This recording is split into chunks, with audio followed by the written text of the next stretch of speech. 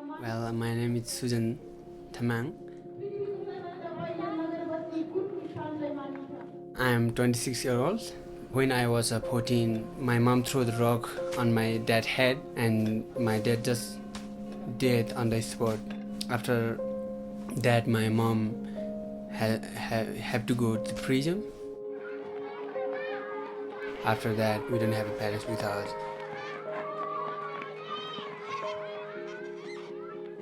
I have auntie and my grandmother, which is very old. They are already passed away now. They are not with me. And after my dad and mom accident, after 3 years, my auntie is also dead. And between 3 years, I trying to go to the school. I was class 4 at that time, but I couldn't continue my study because very hard to support. I work in Kathmandu 2.5 years with the road building, and I get really hard to work on the road. You know, the stone have to collect, and then I have to carry stone and load on the truck. I think I understand the people who need the help and who need education in the village. I'm also really poor background.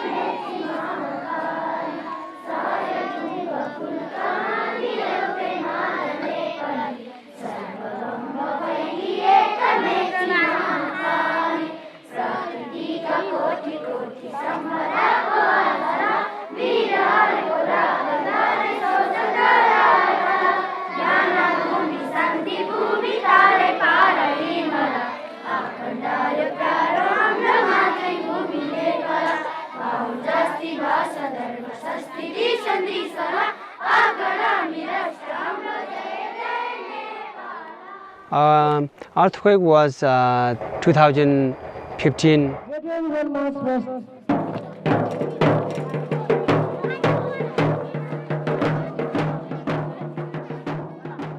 Earthquake, no one get chance to survive the house because not built by like this, because we build the really traditionally. Some of the already been built by themselves, some of the money from government. This is the rebuilding school after earthquake. So now being a construction working here, so it will be finished very soon. It takes 3 months. FSC hostel just built 2 years ago, they finished by the earthquake. So after earthquake, it's really hard to raise up again. Then finally we built the hostel. So now 52 students in the hostel at the moment. In the hostel, student is so many different villages, not all from Batase. So who doesn't have a parents, who doesn't have a father or mother, who are not able to go to the school. Very hard to go to the school, and some they lost their parent in the earthquake. Some they lost their father in Nepal during the war condition, and some just landslide. They just lost house and like that.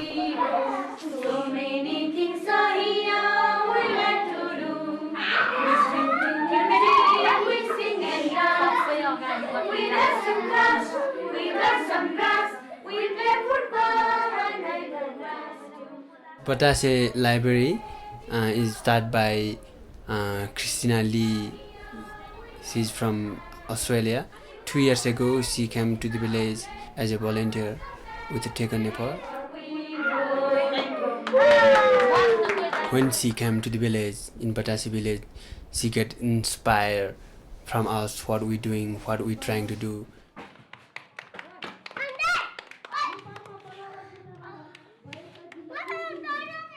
So many people in Batase village are trafficked out, and we found that it's because these people are vulnerable.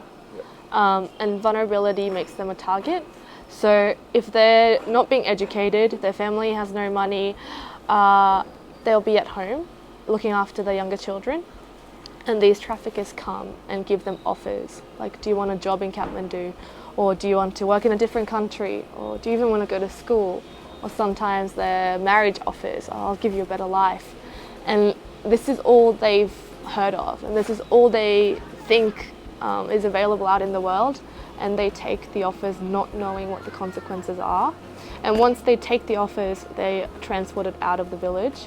Nobody knows because there's no Facebook or internet.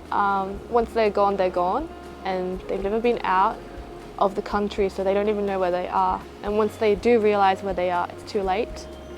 And that's when the exploitation starts. And it's a horrible cycle. And in order to break the cycle, I believe that it is to cancel out the vulnerability, step one.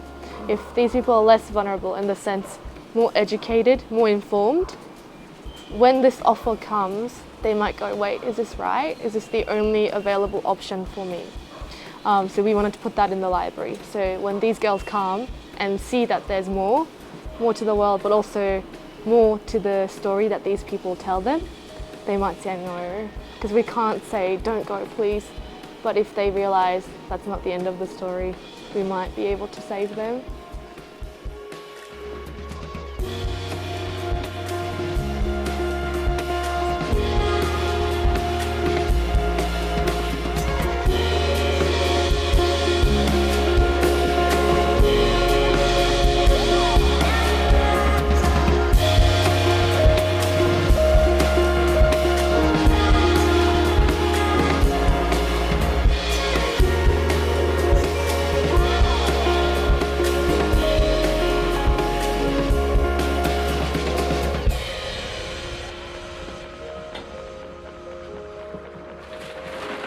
I guess the library to me is a symbol of hope and a better future.